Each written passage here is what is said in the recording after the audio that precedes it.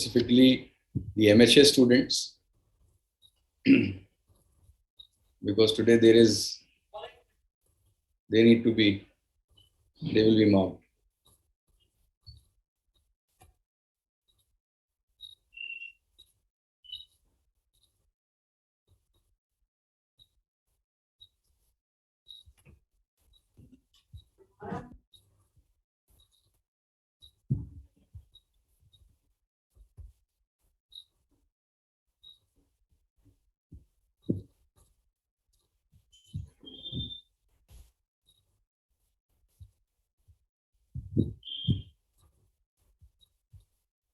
I think none of them has done so as yet.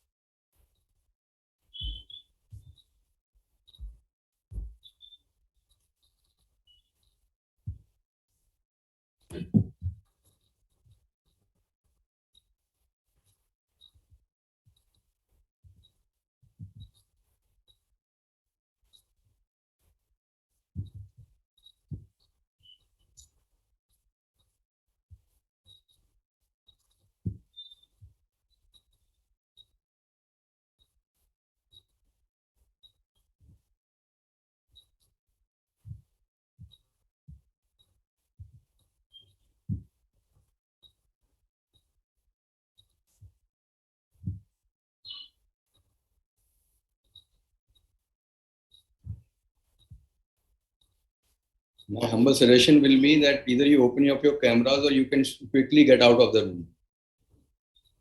Because you have already marked your attendance. That's the first thing you do. Enough is enough. If you simply ignore to listen, then there is no choice. Please and exit. There's no point in having a class like this.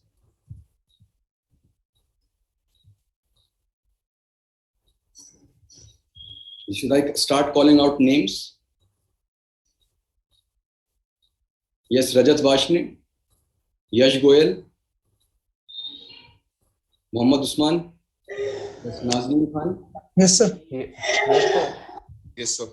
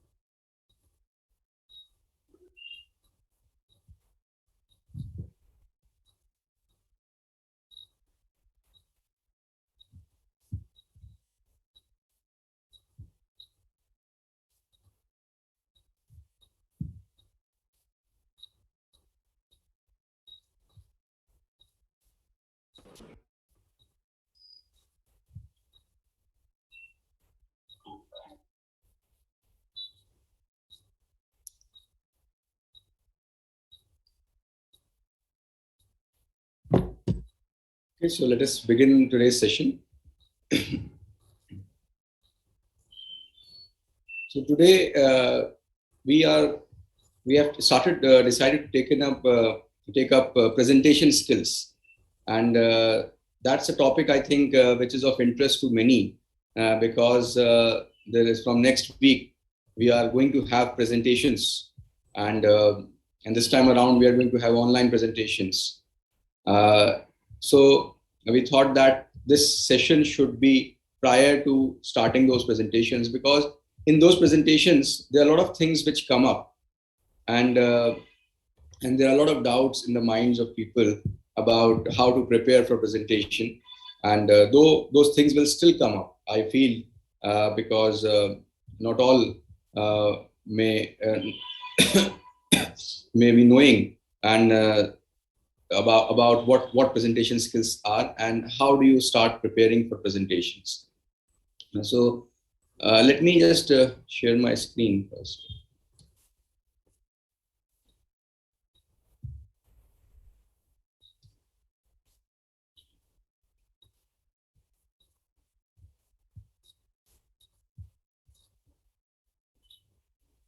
So can all of you see the screen?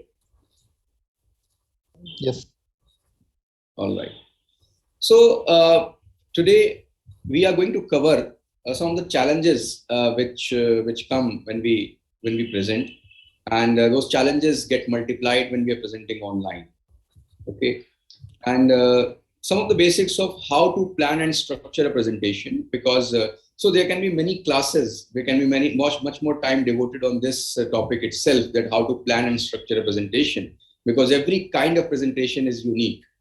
But we will talk about some general things which we all can do in all different kinds of presentations, which whenever we give them. And we will also talk about how to present with confidence, and how to deal with nervousness, and how to deal with your nerves when you are asked to present something. And that is one of the hallmarks of this course of MBA, that the students, they should be well versed with this art of giving effective presentations. So presenting with confidence and dealing with your nerves is at the very center of this course actually. So I hope that you get much more opportunities to present, and much more opportunities to practice this art. Now, one of the biggest challenge actually, which all of us face, is that when you are presenting, that people listen to you. Okay, so I think this is a challenge which is very very, I would say, it is present for all the speakers in the world. Okay, whether you are giving a presentation, whether you are making a speech, wherever, any act of public speaking requires you to bind or connect with the audience in a way that they start listening to you.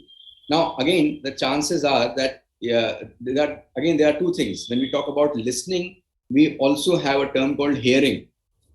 So our challenge is not to make us, not others to hear us, but to others should listen to us. So there is a difference. Okay. So how can we do that? And there are a lot of things which we do and can do to make sure that people listen to us. Now, there's the first thing which all of us should do when we are supposed to give a presentation, is to plan your presentation. Now, I think there are only three words here: plan your presentation. You can see. Okay. Now, very simple three words. Everyone can remember them, but the challenge is that this is one thing which is very very difficult for people to follow. Now, we have seen in examples of students of even corporate. You will when you land up in corporate jobs, you will find that people come for presentation, and the presentation is not planned. It's not planned properly. So what you are going to do and all, and how you are going to. So you have not thought through. So you must have listened this. You must have listened this term, this phrase, that if you're not planning, if you plan to fail, if you fail to plan, you are planning to fail. So that's a very famous phrase which is used in management. Okay, so that is the hallmark.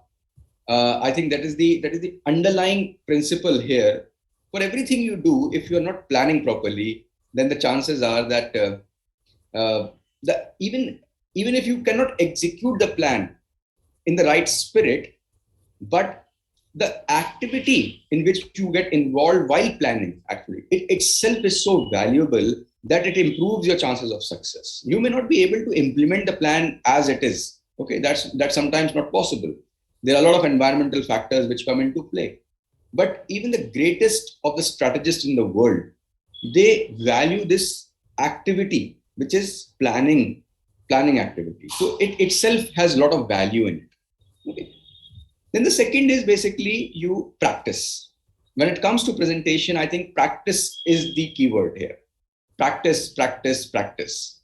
Now, as far as you individuals are concerned, that when you practice, there are a lot of ways in which we practice. Okay. Now, the first stage of practicing, which I again can classify it to three things. Okay, three things you can do for practicing. The first is the mirror practice. So once you are practicing, you practice in front of yourself. That is in front of your mirror image. So that's the first stage of practicing. That is practicing alone. Okay. The second level of practicing is where you practice, say, for example, in front of a camera, which it's recording you. So you can video yourself. You have smartphones today, and you have laptops, good laptops, and you're recording a lot of things all around you. Why not record yourself? Look at how others will see you when you are presenting. So record yourself, small videos, small clips, and then analyze yourself. That is one thing you can do. Then the third level is that you practice in front of someone else.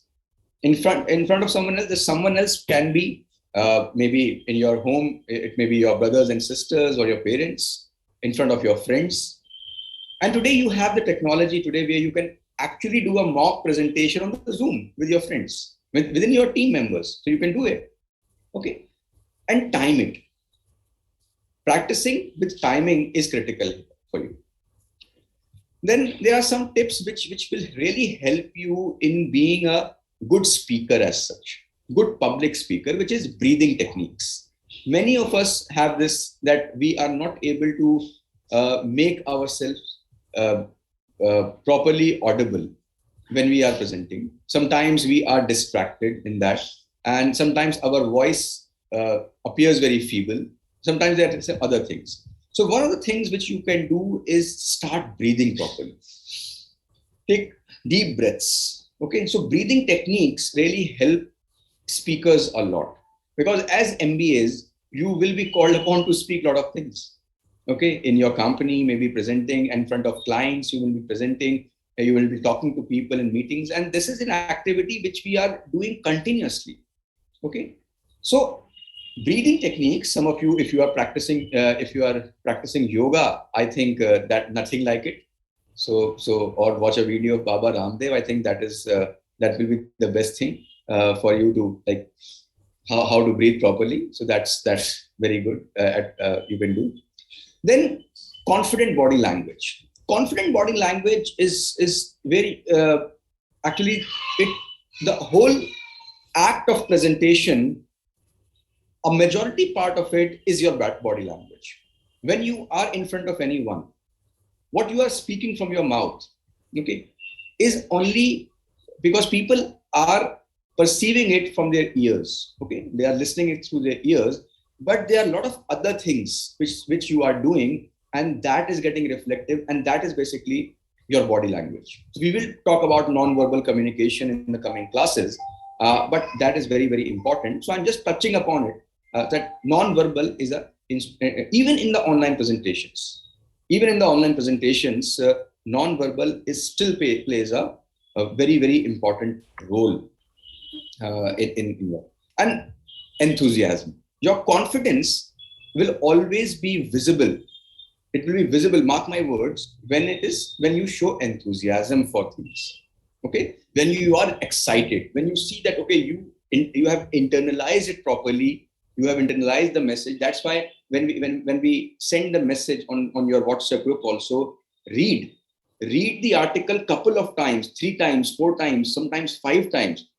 These are articles which are very, very sought after articles. Okay, they have been reprinted again and again.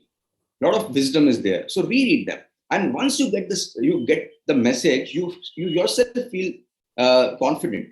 Okay, that's enthusiasm, and that's you have to show in your presentation. Whatever kind of presentation you are giving.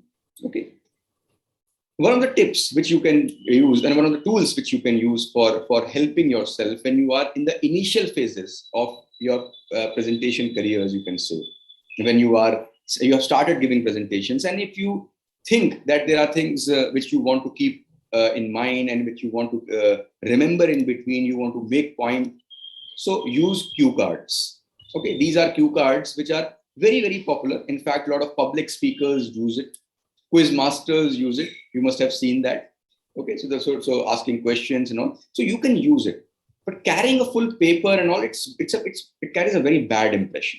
Okay, when you are presenting, and if you're carrying a long paper with you and you are just reading it, and just you are doing all of these things, that's not a very good way of doing it. Presenting a cue card is very, very One of my senior, let me just give you one example. One of my senior who was a national level debater, he interversity national level champion couple of times. In fact, in a lot of other, in a lot of interversity competitions, he won national debates. So his habit was that he used to prepare cue cards. Okay. But he used to practice it with cue cards, but he used to never take out the cue cards when he was giving his final presentation or final speech, because he has practiced it so well. He used to keep it in his pocket. He said that it gives me confidence. So we all develop our personal styles and personal ways in which we basically feel confident. So we have to figure it out ourselves. What makes us feel confident? So that's one thing which you can do. So cue card is important. Then there are some hygiene factors also which play a very important, like arriving early. In fact, yesterday when we were talking about meetings, we discussed this point. Arriving early at the venue, understanding if, say, for example, it is an online presentation, having many times it happens that we use different kind of platforms. Once we are using Zoom, we are used to Zoom. Okay, we know all the controls, we know everything about Zoom, but many a times I happen to give presentations and my trainings on Cisco WebEx, slightly different platform. Most of the features are same, but then Google Meet, different kinds of controls are there. Okay, a lot of different features. Then you go to other platforms. So even in online, so arriving early means that you practice on the technology which you are using, practice on the stage. If you are supposed to present on a stage, okay, have the stage presence, understand what it looks like, master the stage presence. That's what it means, that arriving early, making sure the arrangements are in place or not. Bring water, because it's an activity which requires you to continuously speaking. So bring water. Usually we keep it in the class. It's also in the class also, because we're continuously speaking. Use visual aids and handouts, and I think that is I have marked it red also. It is very, very important. So because usually we start thinking in terms of visual aid, and I think this is a wrong strategy to do. Okay, you can see that on the left hand corner there is PowerPoint presentation. Remember this, that PowerPoint is a software and it is a tool. It is a visual aid which you are using. And if you are not using a visual aid effectively, visual aids are basically twin-edged swords. Okay. If you are not using it properly, they may become an element of distraction for your audience. Okay. So understand what you are using. You can use different kind of pictures. You can use all different kinds of things. Even you can use whiteboard or a drawing or anything. Many people use flip charts when they're giving live presentations. They use flip charts or whiteboards. I saw one. There is one of the world's most sought after conferences of technology conference. It's called MTech conference, EMTEC. It's organized by MIT. Okay, every year, and it is more of a industry academic conference. So there are academicians who present there. There are industry people who present there, and to present there, you really have to be at the top of your, like, in the area where you are, especially in technology domains. You have to be at the very, very top of what you are doing. So one of the things, I saw one presentation, one lecture by Professor Andrew Ng.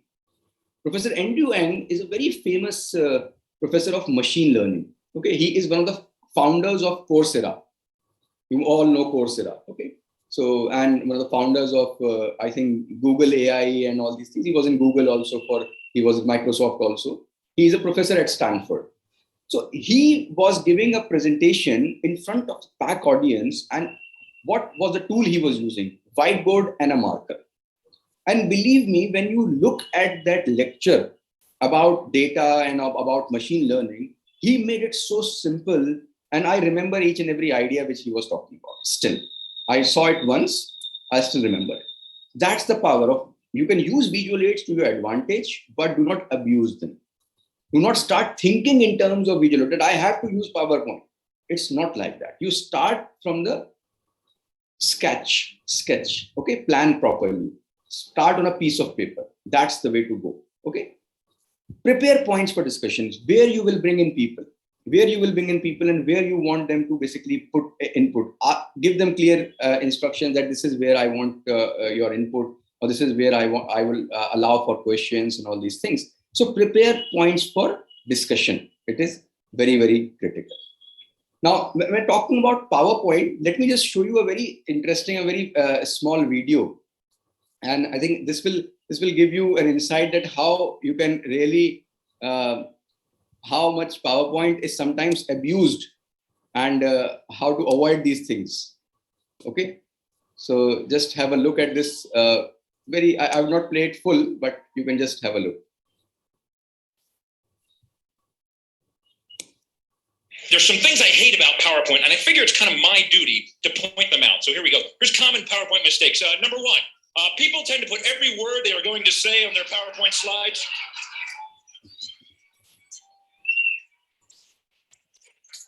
Although this eliminates the need to memorize your talk, ultimately this makes your slides crowded, wordy, and boring. You will lose your audience's attention before you even reach the bottom of your first slide.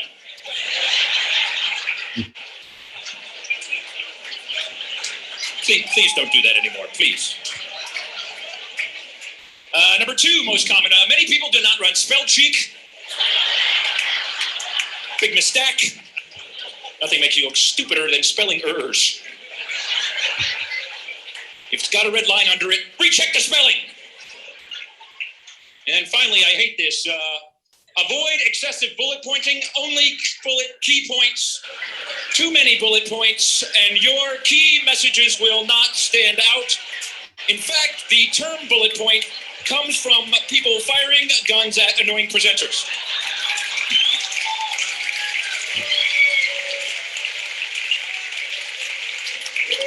Hence the bullet point.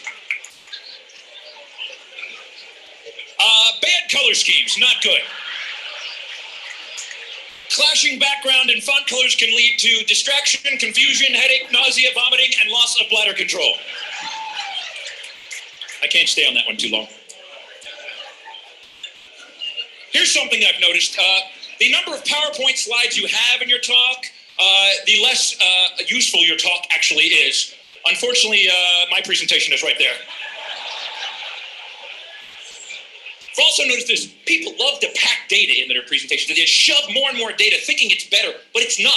The more data you have, the harder it is to read your slide, and the effectiveness plummets. Now you can improve the effectiveness by adding some shading and some 3D effects and then some second order and third order effects. And then, I know, let's add some labels. That'll help a lot. And that's pretty much every marketing slide I've ever seen right there. Yeah. Then some like VP of marketing standing there going, it's real clear in Q4. What the hell are you talking about? Now, I'm into in animation. People become animators in PowerPoint. You can have things flying all over the place, and that can be good. If you're a visual learner, that will improve the effectiveness of your performance. But if you're easily distracted, more animations, and people have no idea what you're talking about. They're just, wow, that is cool, wow. And there's regions here, by the way. There's the simple but effective region. There's the active but confusing, the effective but boring, the active but ineffective, the dull but static region, the busy but useless, the ADD only region, the useful but amusing, the stupid but confusing, the dull triangle, the hyper triangle, the sleepy square, the dizzying pentagon, and everything else I just call pointless motion. Yeah. That slide right there took me an hour and a half to make, right there. PowerPoint can just suck the life out of you. It's amazing.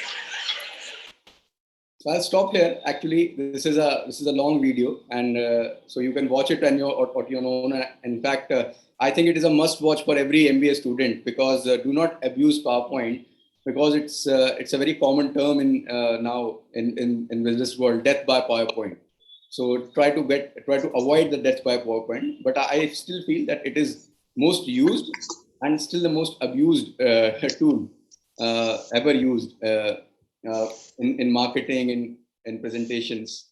But there are but it has a lot of value also if you use it effectively.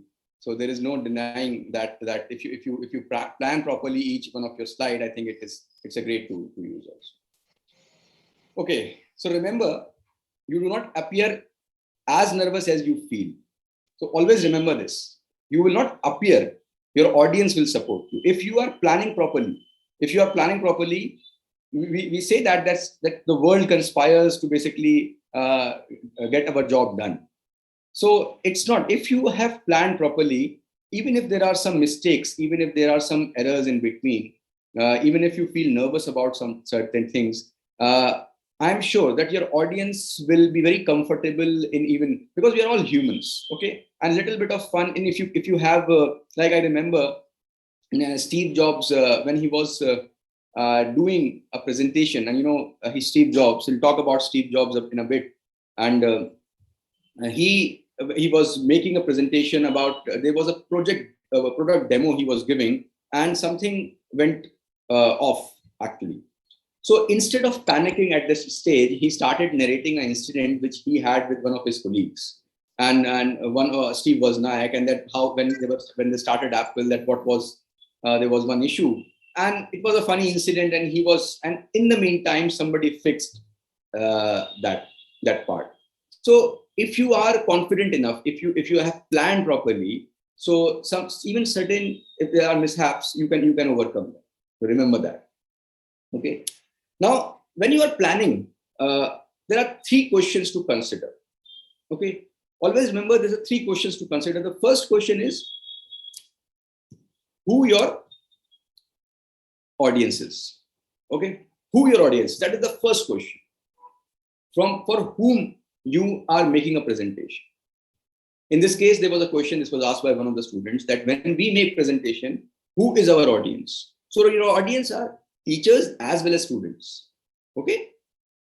So it will not be possible for you to give presentation when the whole audience will be homogeneous. No, there will be 2-3 kinds of people when you give presentations. There will be maybe when you give presentations in your organization, there will be your team members, but there may be some C-level executive also, who say, for example, is a CEO or a CFO who has come to listen to you. So there can be multiple kinds of audiences, but understand who your audience is and what their need is. Then understand what is the purpose of your presentation. Okay, purpose is very important. Like when we talk about, say, Steve Jobs, when he was giving a presentation, what is the purpose? He is basically launching a product. That is the purpose. He is making the first impression of a product in front of the world. That is the so your purpose is different. Your purpose is not that. Your purpose is basically making your ideas in a way that people listen. Presenting your ideas in a way that people listen, take the key message, understand the concept. That is your purpose of the presentation. Okay, it's to make people understand what you have read and you have understood, and that too in the most effective manner. Then, what is the main message you want to convey? Always try to underline this part. Okay, what is the main message? What is the key message here? And it is sometimes, if you are not planning properly, you will not be able to decipher this. You will not be able to decipher this. You always think, okay, there are so many things I should cover, so many things. No. If you are planning properly, if you continually understand your, say, for example, the material you have, and think about from the audience perspective, what is the purpose, and then what will be the key messages? What is the key message? I think very, very critical to understand. When you are structuring and planning after this, always use the rule of 3 actually. And this rule of 3 comes again and again. There are 3 things, because 3 things we remember: introduction, body, conclusion. There are 3 things we remember. 1, 2, 3. 3 steps, 3-step process. That is because that has been scientifically proved. Psychologists have basically taken this, that we remember things when they are presented in 3 steps. Beyond that, sometimes it is we tend to forget things. So when you are structuring your ideas, even if, say, for example, you are making a slide and you want to convey an idea, So try to make a single slide for one single idea. But if it's a part of a presentation, then it should not have more than 3 ideas. Okay. Or can you think about summarizing things in 3 things in this 1, 2, 3? So can you do that? You can only do that if you plan properly, if you sketch your presentation, design your presentation properly. Okay. And at first it looks very difficult. At first it looks very difficult because the first time when you do things, it is difficult. Okay. But when you start practicing these things, it becomes very, very easy and natural to you. Say, for example, you are planning a 15-minute presentation. Okay, so include time. So when you are structuring and planning it, make sure that what is the time you are devoting to each and every aspect. Say, for example, introduction, 1.5 minutes. That's it. 15-minute presentation, 1.5 minutes, introduction, 8-minute questions, main body.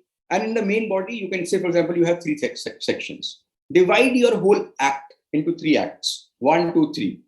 Session 1, session 2, session 3 for yourself. You don't have to basically mention this in the presentation, but for your planning. So if there are 3 key ideas in an article, think about 3 minutes for one idea, then second idea 3 minutes, third idea 2 minutes, say for example. Then have 1.5 minutes for conclusion, and sometimes 3 to 5 minutes for questions. So this minutes these are only indicative. These are only indicative. It is, you have to basically make a judgment. You have to make a judgment that how can you basically change this, but it should be logical. It should be proportionate, depending on the content you have, because every article is different. Every idea will be different. Some ideas will be very complex to explain. So it might be possible that requires it not 2 minutes, but 4 minutes. Okay. But if you are planning it properly, you can do that. So make a plan, proper structuring and planning. Then you basically, when you start your presentation journey, you have to understand that you have to tell your audience your destination. So this is what we are about to basically go around. Okay. Outline the roadmap. Okay. This is how we are going to navigate this. Give a time frame that in the next 15 minutes, next 20 minutes, we are going to do this. Or maybe you can divide that time also, that the first 15 minutes we are going to talk about this, and the next 5 minutes we are going to basically discuss these things. Okay, and in between you will have this. Sometimes you have an activity also. Sometimes you have an example also in between. So give a roadmap. Outline the roadmap for your participants. Give a time frame, and also tell them when to ask questions. That at the end of the presentation we will open the round for question and answers. Because not in this setting, but in many times corporate settings, people intervene in between, and a lot of time is lost because some of the things will be covered in the subsequent slides or subsequent part of the presentation. But if you are not making it clear to them that when to ask questions, then it is not their fault. All right. So now let us look at one of the great presenter. The great presenter, an example of a great presenter, and how he managed to create that kind of impression for the whole world. And he is called one of the greatest presenters of all time, and master presenter. So he is none other than Steve Jobs when talking about. Okay, and he's one of the examples. When if you look at all the any talk on presentation skills. There will hardly be any talk which does not mention Steve Jobs. Okay, whether they like Steve or they don't like Steve, but they will mention Steve Jobs. Okay, when Bill Gates basically make this up the point, he went to one of his when Steve Jobs was rehearsing. Okay, and by the way, you may not know that, but Microsoft has a lot of shares of Apple also. Okay, so Bill Gates sits on the board of Apple. So Bill Gates basically he sits on the competitor's board also. At one point of time, he used to do that. So he went to one of his when he was rehearsing. Steve Jobs was rehearsing. He went and he said after that 15 minutes he saw, and he came back and said, I don't stand a chance. I don't stand a chance in front of Steve when he's presenting. Nobody stands a chance. The way he does things. So you may have the greatest idea in the world, but if you can't convince enough people about it, it doesn't matter. Okay. So to convince people about your ideas, whether it's for article idea, whether it is about the marketing presentation you are giving, it's about the new product presentation you are giving a sales pitch or a pitch deck in front of your investors. If you cannot convince people about your ideas, then it doesn't matter. It doesn't matter. So Steve Jobs, I'll just talk about 3 things about Steve Jobs, and then we will open the session for questions. Okay. So I am sure that you must be inquisitive by now, and you must have questions regarding your presentations also and all. So Steve always divided his whole presentation. He used to give long presentations, product demonstrations and all. It was 3 hours, sometimes 1.5 hour presentations, and sometimes even longer than that. So how do you glue the audience in front of you in that? So Steve used to divide his presentations into 3 acts: Act 1, Act 2, Act 3. Okay. In each act, he used to do certain things. The first act is about creating a story. Now, when you start your presentation, so Steve, what he used to do, he used to create kind of a purpose around it, that we are here to save a kind of, he used to call himself the Messiah of technology. So that messianic sense of purpose he used to give to the people. Okay, we are here to make your digital life beautiful. Okay, we are here to make designer products, which you can use in your life, which can be part of your life. That's what he used to do. But when you create a story, you cannot think only in terms of PowerPoint. Please understand this. You cannot create a story by creating PowerPoint slides. You have to think in plain analog. Okay, on the paper, whiteboard. Okay, design your ideas properly. Sometimes sketching your ideas. Think about, okay, this is something which can I show it visually? So scripting, what you will say with this. So creating a story is very important. And what he used to do very effectively in this Act 1, he used to create Twitter-like headlines. It's called Twitter-like headlines. So Twitter, there's a word limit. So do not create long headlines, Twitter-like headlines. Like, for example, iPod is equal to 1,000 songs in your pocket. Okay. Mac Air, world's thinnest laptop. World's thinnest laptop. That's the definition. That's the one liner. Okay, that's the headline, and that's what he used to make the job of a press reporter very easy. So he used to do it for them. And also follow the rule of 3, not pack too many ideas in one and all these things. And finally, in this Act 1, he used to always introduce the antagonist, the problem, what he's trying to solve. So he villainized things. So that's a story because there is a villain and there is a hero. So hero will always be, and the protagonist will always be your product, your idea, what you are doing. Okay. So protagonist in a story, and all the story, the plots are same. There is a villain and there is a hero or protagonist. So remember this. So problem will always be that you have to introduce the problem in the Act 1. That's what he used to do. Then second is basically Act 2, where he used to deliver the experience. Now in the first thing, in the Act 2, while delivering the experience, there is a tendency among all of us that we can have too many ideas in our head, and we would like to put all these ideas in front of the people. So the first thing you have to do is to eliminate the clutter. And that you can only do once you understand your content very well. You internalize it very well. Then only you can, say for example, this. Have a look at this. This is how to make a good first impression. Okay, there's a way of, but is it not cluttered? It's very cluttered. So, and I think it's very difficult for people to really, and it is not a good first impression. It's a very bad first impression. Instead, how about this? Is it not explaining the same idea? And because you are verbally giving a presentation also, you can explain the rest of the things.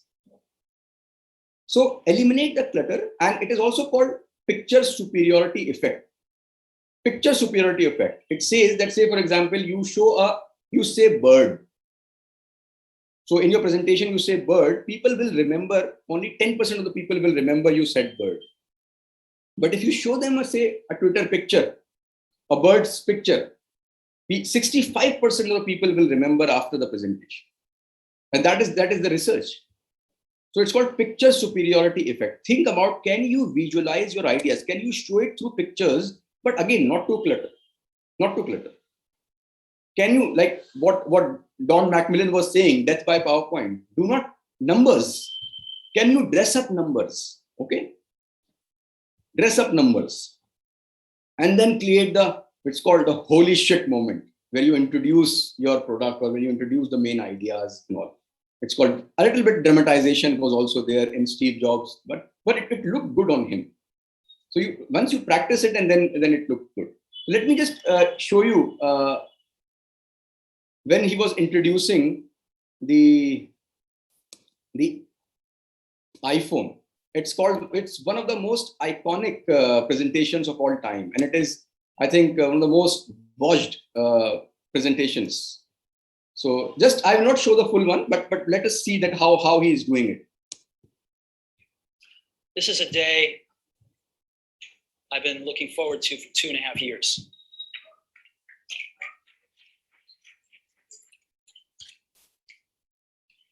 Every once in a while, a revolutionary product comes along that changes everything. And Apple has been, well, first of all, one's very fortunate if you get to work on just one of these in your career. Apple's been very fortunate.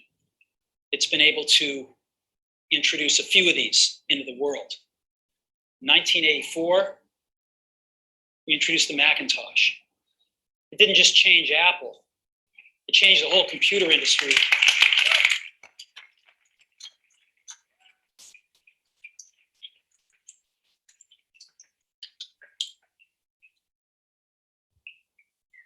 In 2001, we introduced the first iPod. And it didn't just... Valkyrie is a 250-pound combat robot for the TV show BattleBots. For this season, we've printed over 100 different parts. It didn't just change the way we all listen to music. It changed the entire music industry. Well,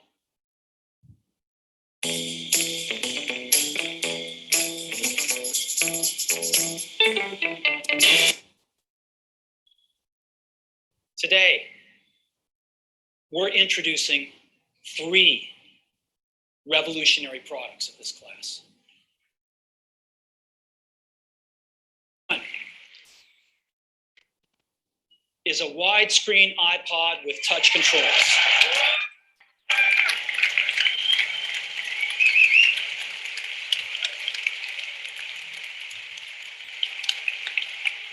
The second is a revolutionary mobile phone.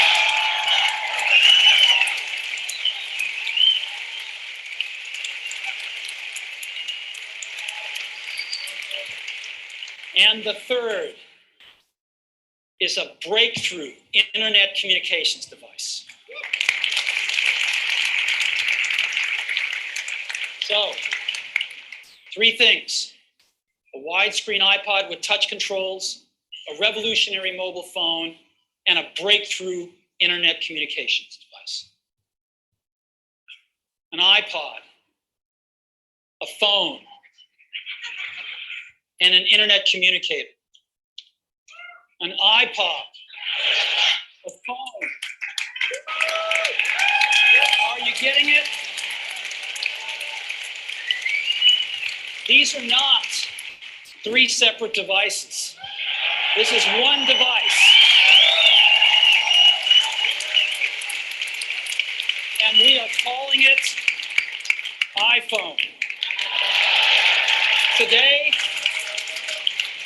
Today, Apple is going to reinvent the phone. Here it is.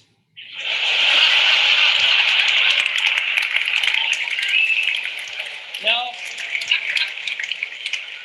Actually, here it is, but we're going to leave it there for now. So, before we get into it, let me talk about a category of things. The most advanced phones are called smartphones, so they say. And they typically combine a phone plus some email capability, plus they say it's the internet, sort of the baby internet, into one device. And they all have these plastic little keyboards on them. And the problem is that they're not so smart and they're not so easy to use. So if you kind of make a business school 101 graph of the smart axis and the easy to use axis, phones, regular cell phones are kind of right there. They're not so smart and they're not so easy to use. But smartphones are definitely a little smarter, but they actually are harder to use. They're really complicated. Just for the basic stuff, people have a hard time figuring out how to use them. Well, we don't want to do either one of these things. What we want to do is make a leapfrog product that is way smarter than any mobile device has ever been and super easy to use. This is what iPhone is, okay? So we're going to reinvent the phone. Now we're going to start. So I'm going to stop here, and you can see that how beautifully Steve Jobs used the power of three. Okay, decluttered everything, used the picture superiority effect. Also introduced the antagonist here. You have seen that the old mobile phone, smartphone, and all. He made some fun of it also. Okay. Earlier, when he introduced Macintosh, he made IBM basically the antagonist. Every time he chooses one, and then he created the holy shit moment. Okay, smart iPod phone communicator, iPhone phone communicator. That's the moment, and then basically he did all of what he was doing. So his whole act is basically one. This, if you look, he delivered this act, but the third act is very important. That is the refine and rehearse act, and not many people actually understand this part. So I'm going to this is my last slide, okay? And after this, I'm going to ask you to think about it and ask whatever questions you have in mind. This number, 48. What is this number? Can anyone just tell me what this number has to do with Steve Jobs' presentation?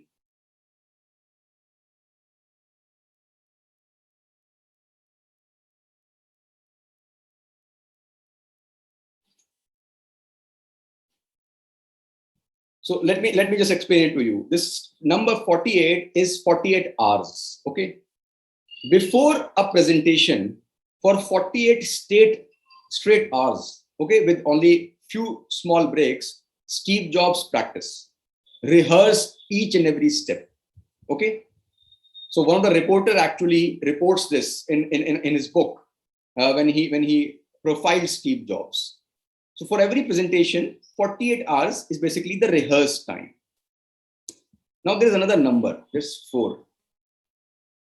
He starts the preparation of the presentation 4 months in advance, and he starts rehearsing 4 weeks on the stage.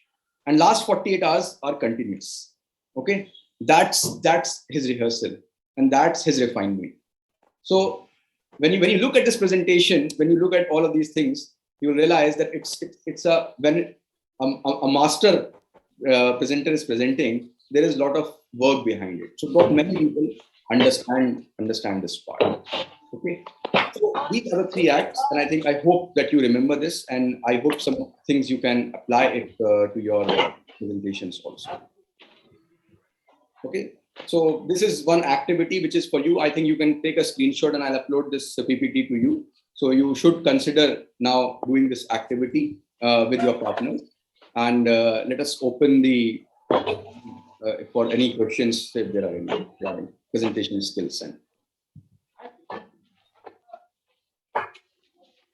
Sir, would you like to add something? I think it is very clean today. I don't need to add anything.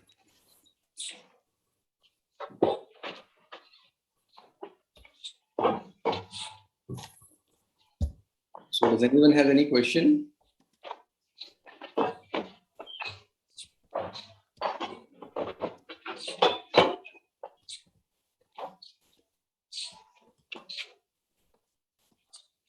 इतना खराब है तोड़ दो इला खराब है तार हटा दो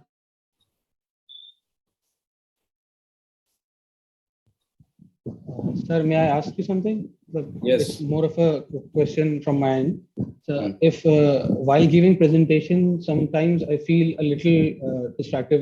See, when you're presenting in front of the visual audience, when you can't see or interact that much, so I feel a little awkward, and I feel I start losing confidence in my skills and my presentation. What I've presented, I rehearse it, I time it, I do the necessary steps, but still I feel like I have read about this a little, that you have to find an exit point.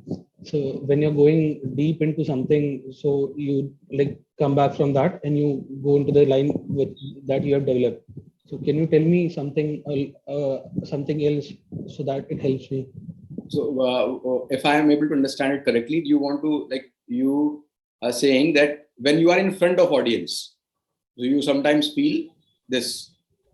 Yes, sir. While giving the presentation, sometimes it feels like when I feel like I may make some mistakes, so I start getting distracted and it like lowers my confidence. Okay, so I think one of the strategy in my career, which when I was in the university debating team and all these areas, which I developed, I can only tell about it because these are very personal strategies which people develop over a period of time. So there are different ways in which you can do that. One is obviously when you are timing it properly and you are doing it. Sometimes cue cards really help. Okay, and in cue cards, when I used to prepare my cue cards, I do not never ever prepare notes, never write notes on the cue cards. Okay, that's not what I used to do. What I used to do was that, like, we were talking about this Twitter-like headlines we're talking about. Okay, crisp the ideas when you have broken down the ideas into, say, 3 parts or 4 parts or whatever it is. Okay, so for you also it is very easy to remember the 3, 1 2 3, the power of 3.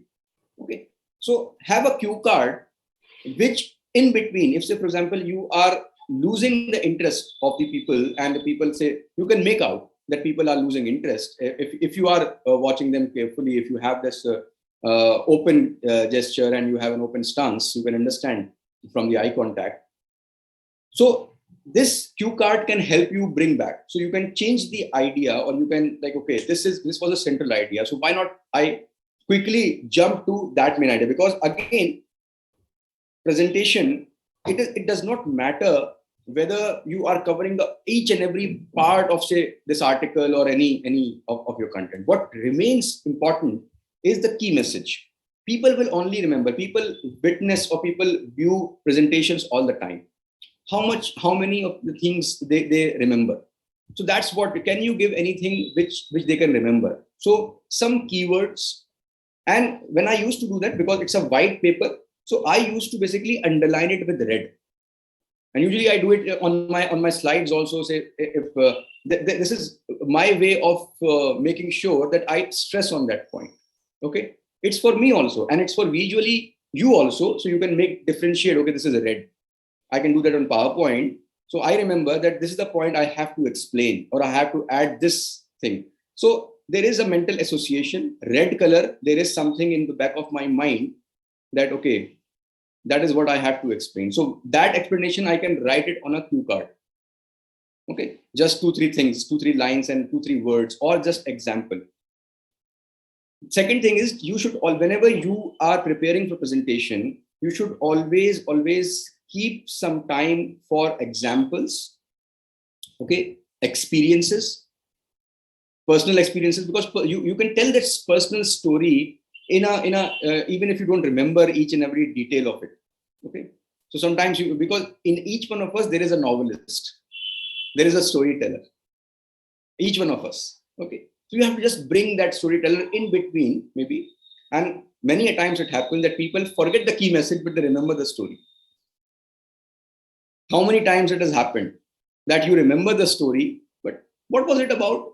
Where did it come up? You don't remember that, but you remember the story.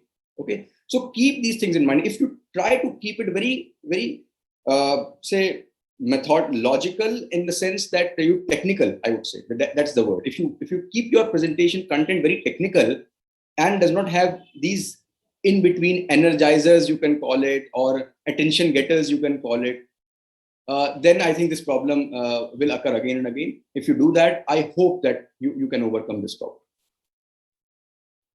Thank you, sir. Yes, anyone else? Any personal experience of any past presentation where you felt something? Yes. Sir, I want to ask that in online presentation, that happens camera or maybe audio is not audible. So it is stuck in between. I'm Video not art is audible. not audible. Azal, you can write it on chat. I think your audio, you need to check audio. Every time your audio is not working.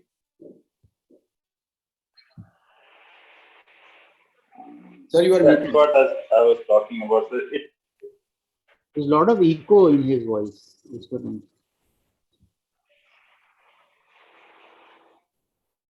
If you are having problem, you can write it on chat box. Okay.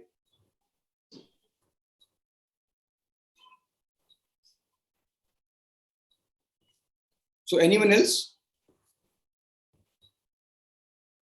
All right. So I think, yes, Kanishka, you want to speak? Yes, sir. As you were asking about some personal experience. So, sir, I have one, there was a conference of TPO. So I went there and they wanted a speaker who can arrange the whole meeting, like announcing the name of people and they will come and do the debate.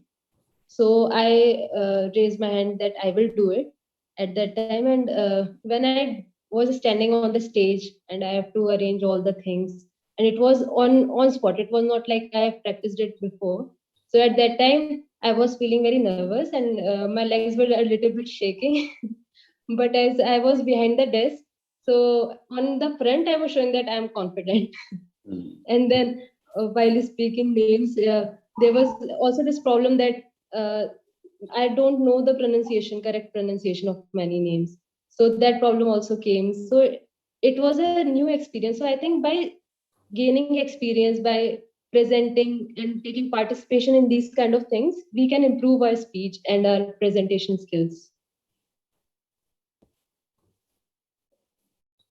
Yes, I think it's a very, actually comparing job is a very, very tricky job. And in fact, without practice, it can really backfire because, you have to have a lot of stage presence. You need to do a lot of things simultaneously in that. It is not just a job of a presenter you are doing, okay, at that stage. Comparing job is not a presenter's job. Presentation, someone else has to make the presentation. You are there to basically fill in the gaps in between and manage things. So it is more of a managerial job.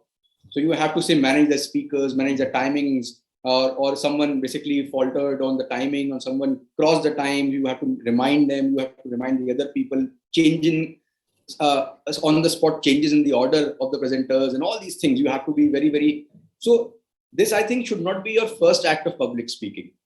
Okay, it should not be the first act of public speaking. You should practice other public speaking things, like you yourself become the presenter. And once you, and without, because for managing the stage, you need to have the stage presence. So physically managing the and practicing and rehearsing there is very, very critical. So I did a way back in, I think 2009. I did there was an All India Sir Syed Memorial Debate. So I did a comparing of that debate. And that was actually my first meeting with Parvez sir, personal meeting with Parvez sir. So he was the judge in that. So I remember that still. So, but it's not a very easy job, but you have to practice it. There is one question, I think we'll take the last question here with the Afzal has, while giving online presentations, technical glitch break the flow and it creates nervousness. How we are supposed to overcome this issue? Now, obviously, technical glitches, that's what we are saying, arriving early. Okay. So making sure that there's no technical glitch, first thing is, obviously, you're going to do it 100%. But making sure, say, for example, you know that your internet is 2G and you know that your internet is weak. So you should not do it there. You should go to a place where you have a proper broadband or a proper Wi-Fi, proper things are there. So that's what we are saying, that when you have to give a presentation, understand the environment in which you are giving the presentation. Okay. So technical glitches will be there, but still there will be some technical glitches in between, maybe try to minimize it for yourself first. Okay. You cannot control if, say, for example, someone is having an audio issue at their end. So I cannot do anything about it. Okay. But what I can do, I can control what is controllable, control the controllable, what is under my control. So I can practice properly. I can know the controls of my online environment. I can make sure that I have a backup internet connection. I have my mobile also with me where there is 4G connection. There is a broadband also. So, or I go to a place, if I have to give a very important presentation and I don't have the resources, I make sure that I go to a place where these things are there and all. So that's what all we can do.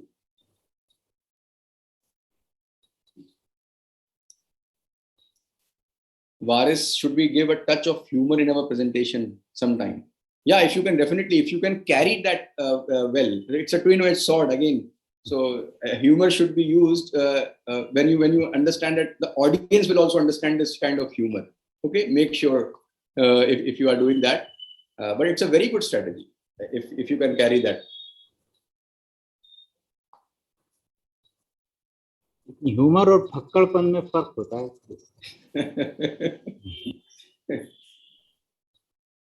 True. So there's a very thin line. वो cross नहीं होनी चाहिए. चलिए, okay, let us call it a day. काफी 11:15 हो गया आज तो. All right. Thank you, everyone, and we'll see.